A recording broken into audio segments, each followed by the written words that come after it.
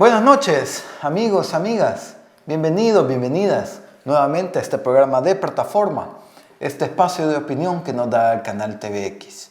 Un espacio para poder compartir, un espacio que nos permite escucharnos, que nos permite hablar desde diferentes posiciones, desde diferentes perspectivas, desde diferentes lugares incluso, reconociéndonos en el otro y en la otra, reconociendo las posturas que cada uno y cada de nosotros y nosotras puede tener.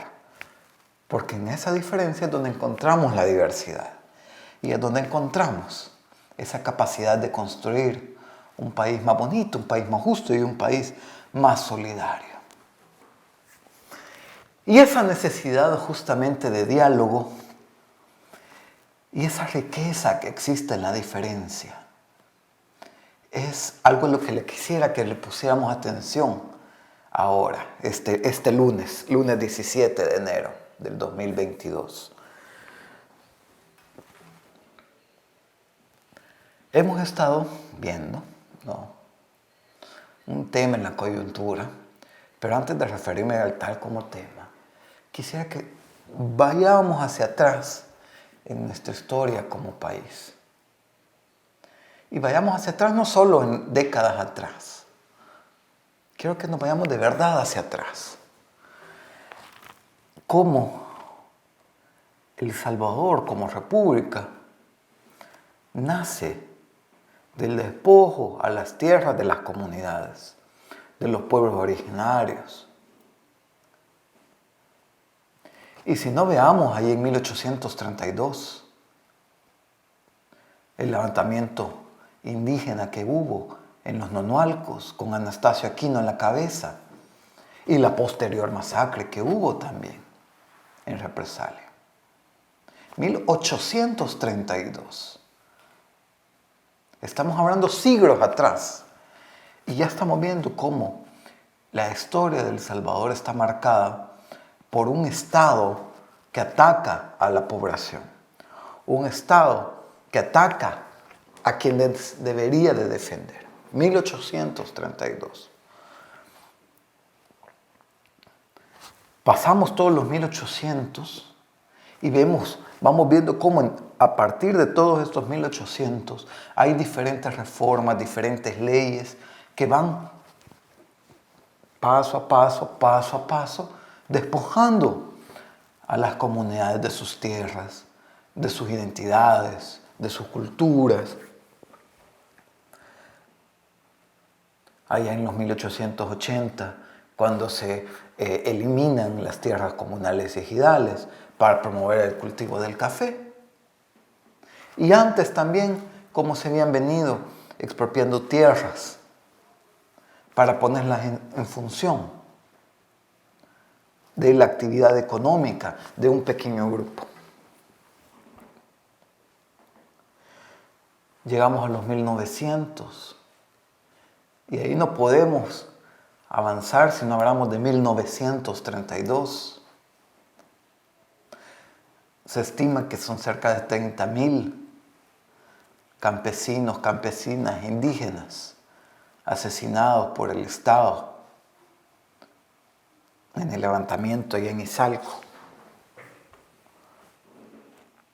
De nuevo, un Estado que se pone en función de reprimir y asesinar a quienes debería de proteger, a esa población que paga los impuestos y que hace que funcione todo el aparato del Estado. 1932.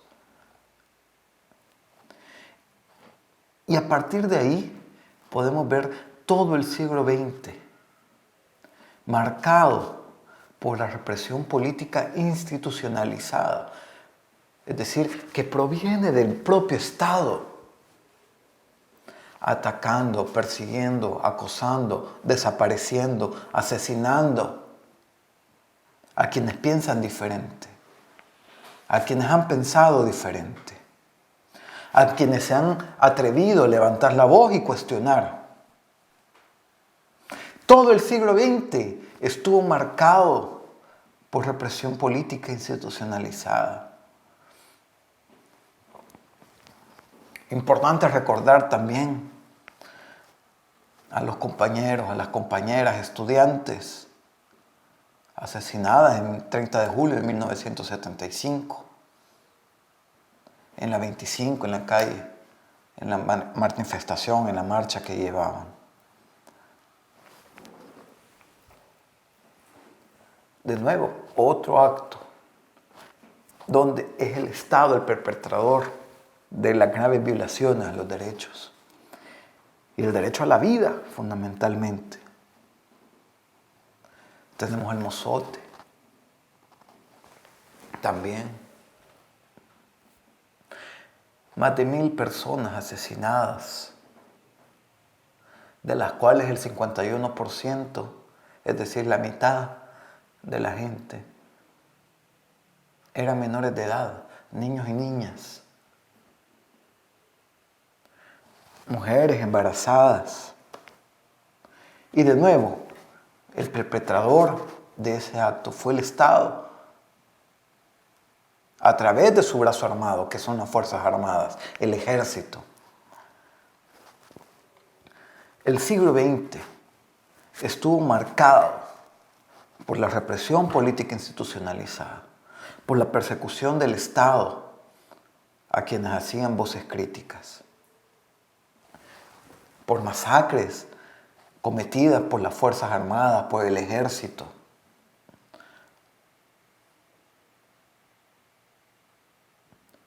En 1980, con el asesinato de Monseñor Romero, se da un hito fundamental donde esa tradición de un Estado perseguidor, un Estado represor, comienza entonces también a tener una respuesta organizada a través de la guerrilla. Y se vive un conflicto armado, una guerra civil en El Salvador. 12 años en los que un Estado represor se seguía enfrentando a la población. Y del otro lado una guerrilla también organizada.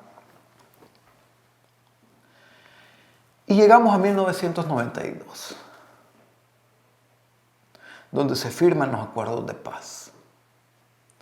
Y donde, si bien es una firma que se da entre el gobierno y la guerrilla, marca un momento fundamental para el país, para la sociedad salvadoreña. Nos permite decir que toda esa tradición de un Estado perseguidor, un Estado que asesina a sus voces críticas, un Estado que utiliza al Ejército y las Fuerzas Armadas para perseguir a la disidencia, un Estado capturado a través de las fuerzas y de las armas. En 1992 se dice, eso ya no más. Y eso es uno de los grandes logros que tiene el acuerdo de paz que se firmó en 1992. Y que es importante reconocerlo. Porque si no reconocemos ese hecho fundamental, pues entonces nada nos permite, nada nos limita que eso vuelva a repetirse.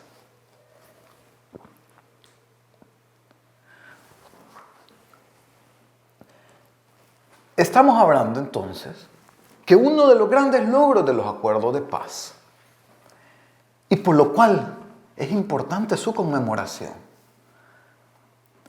es que marca el punto de la historia del país, donde finalmente se dice que el Estado no puede asesinar, que el Estado no te puede perseguir simplemente por ser crítico, que el Estado no te puede acosar por lo que pensás o por lo que lees.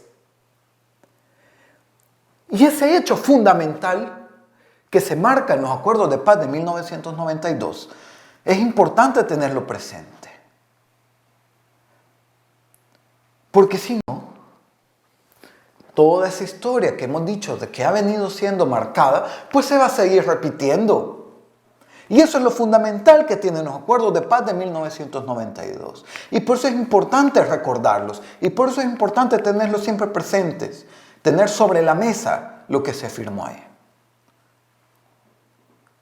Y es importante también tener presente las grandes deudas que dejan esos acuerdos de paz. Porque si bien es cierto, cuando se firman los acuerdos de paz, el documento, el texto que se firma, no tiene intenciones reales de reformar las condiciones estructurales. El tema económico, el tema social, realmente no se toca en los acuerdos de paz. Se toca una reforma política que le permite, abre el espectro político, permite la pluralidad de partidos, que en ese momento implicó la entrada al FMLN a la vida política, pero que implica también que otros partidos se hayan podido crear. Nuevas Ideas mismo le debe su existencia a los acuerdos de paz. La presidencia de Nayib Bukele se debe a los acuerdos de paz, a la alternancia y a la pluralidad que se crearon a partir de los acuerdos de paz. Sin los acuerdos de paz no pudiera existir Nuevas Ideas. Sin los acuerdos de paz no pudiera existir Nayib Bukele como presidente de la República de El Salvador. Otra de las reformas que se dio fue en el campo de las Fuerzas Armadas y de las fuerzas represivas del Estado, donde se sale o se sacan a la fuerza, al ejército de la vida social del país y se limitan sus funciones a la parte de seguridad y soberanía del Estado y no tanto ya a la seguridad pública, porque los mismos acuerdos de paz dicen la seguridad pública queda a cargo de la Policía Nacional Civil. Civil porque no tiene vínculo con lo militar.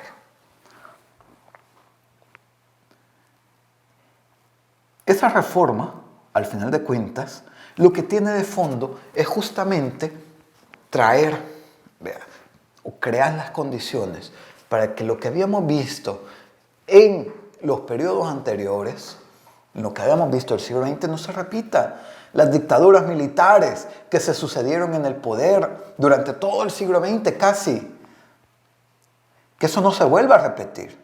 Y por eso se limita el papel de las Fuerzas Armadas, para que el ejército no sea un instrumento más del grupo de poder. Por eso es que se limita el papel de las Fuerzas Armadas. Y de nuevo, eso es importante tenerlo en cuenta. Porque si no estamos conscientes de ese papel, pues entonces abrir el espacio social a las Fuerzas Armadas, que de hecho quien comenzó a darle espacio a las Fuerzas Armadas en la seguridad pública fueron los gobiernos del FMLN, que lo sacaron a las calles incumpliendo el mismo acuerdo de paz. Y que desde ese momento solamente se han venido adquiriendo cada vez más importancia en la vida social, el rol de las Fuerzas Armadas. Y eso es algo urgente. Eso es una alerta que hay que poner. Pero como decía, también nos han dejado deudas los acuerdos de paz. Deudas en el sentido que los acuerdos de paz no pretendieron en ningún momento ser la solución a los problemas estructurales del país.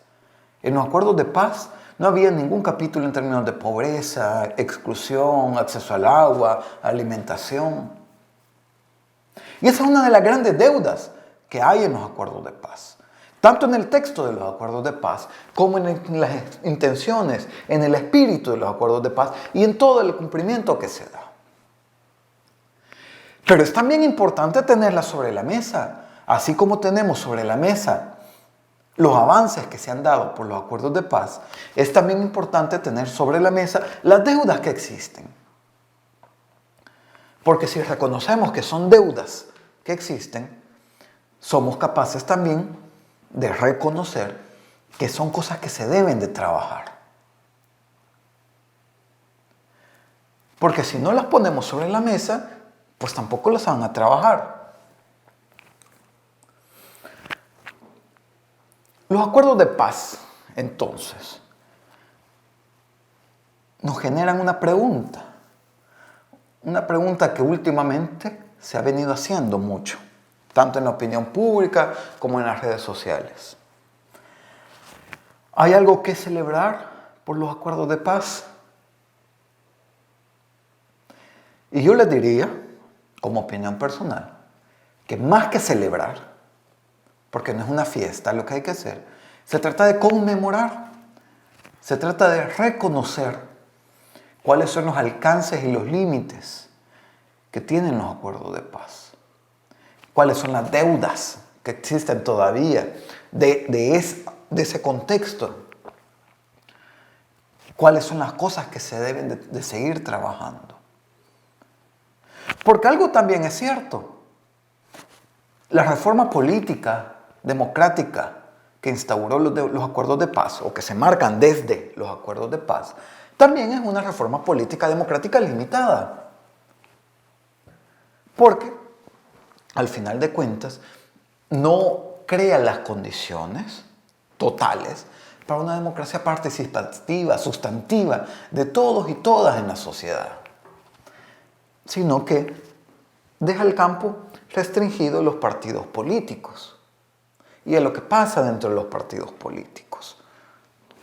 Por ejemplo, Nuevas Ideas o el FMLN, ¿no? Y van habiendo ciclos donde esas aspiraciones en un momento estuvieron en las elecciones que ganó Arena, que decepcionó a quienes votaron por ellos. Luego, en las del FMLN, que también decepcionó a quienes han votado por ellos. Y ahora a Nuevas Ideas. Cada una de estas alternancias son producto de los acuerdos de paz. Y eso es importante tenerlo sobre la mesa. Y en cada una de estas alternancias también tiene la obligación de cumplir las deudas que se gestaron a partir de ahí. Deudas que se deben de tener con la sociedad, como ya lo hemos visto, con los grandes problemas estructurales que tenemos como país, y una deuda fundamental que hay con las víctimas. Honrar la memoria de la víctima. Y honrar a las víctimas no solo es un decreto. Honrar a las víctimas implica memoria, verdad, justicia y garantías de no repetición. Si realmente queremos conmemorar a las víctimas, queremos honrar a las víctimas, tenemos que ser claros en esos 4 puntos. Memoria de lo que pasó, no negar el pasado, saber qué es lo que pasó, por qué es lo que pasó, qué es lo que se movía ahí. Verdad, sin encubrimientos. Verdad de saber quiénes participaron en cada uno de los hechos.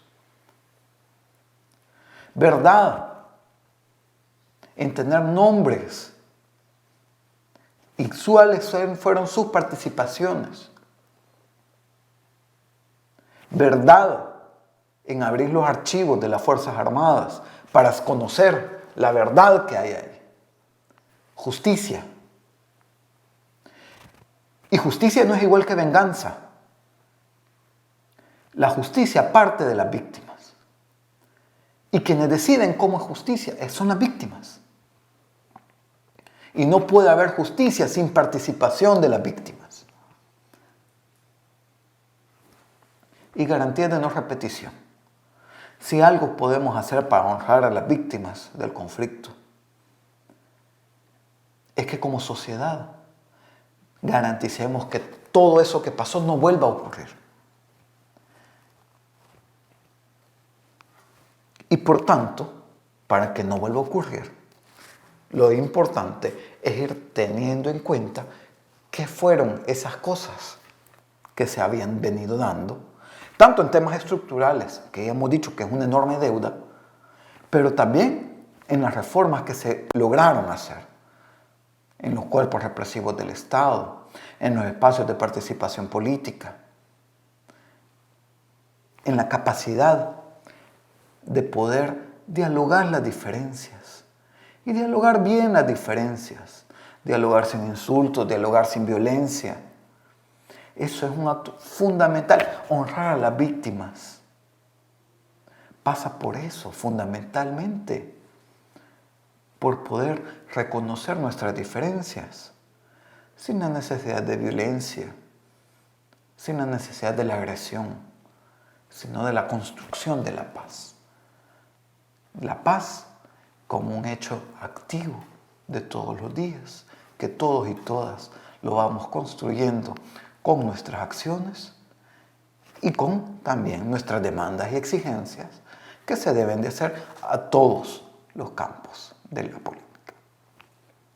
Un gran abrazo, amigos, amigas. Buenas noches.